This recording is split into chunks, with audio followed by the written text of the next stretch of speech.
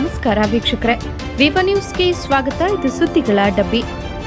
ಶಾಸಕರ ದಿವ್ಯ ನಿರ್ಲಕ್ಷ್ಯವೋ, ಅಧಿಕಾರಿಗಳ ಇಚ್ಛಾಶಕ್ತಿಯ ಕೊರತೆಯೋ ಅಥವಾ ಮತಕ್ಷೇತ್ರಕ್ಕೆ ಜನಪ್ರತಿನಿಧಿಯನ್ನ ಆಯ್ಕೆ ಮಾಡಿದ ಮತದಾರರ ದೌರ್ಭಾಗ್ಯವೋ ಗೊತ್ತಿಲ್ಲ. ನಾನಾ ಕನಸುಗಳನ್ನ ಹೊತ್ತು ವಸತಿ ಶಾಲೆಗೆ ಸೇರುವ ವಿದ್ಯಾರ್ಥಿಗಳ ಪಾಡು ದೇವರೇ ಹೇಳತೀರದಂತಾಗಿದೆ.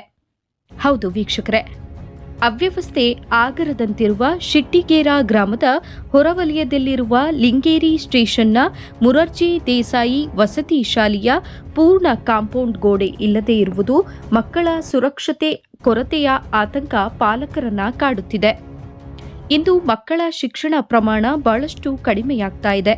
ಅದರಲ್ಲೂ ಹೆಣ್ಣು ಮಕ್ಕಳ ವಿದ್ಯಾಭ್ಯಾಸದ ಪ್ರಮಾಣ ಗಣನೀಯವಾಗಿ ಕಡಿಮೆಯಾಗಿದೆ.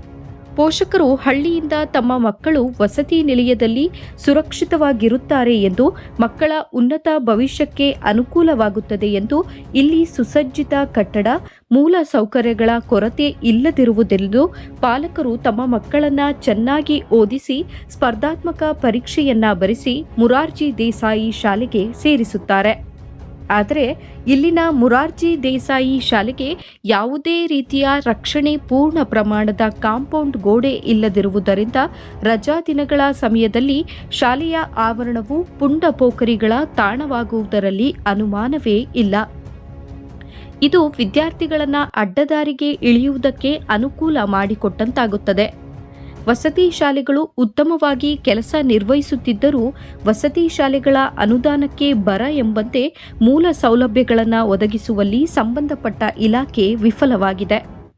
ಇದರಿಂದ ಇಡೀ ವಸತಿ ಶಾಲೆಯ ವಾತಾವರಣವೇ ಕೆಟ್ಟು ಮಕ್ಕಳಿಗೆ ಮುಜುಗರ ತರುವಂತಿದೆ ಎನ್ನುವುದಕ್ಕೆ ಮೊರಾರ್ಜಿ ವಸತಿ ಶಾಲೆಗೆ ಒಂದು ಉದಾಹರಣೆಯಾಗಿದೆ.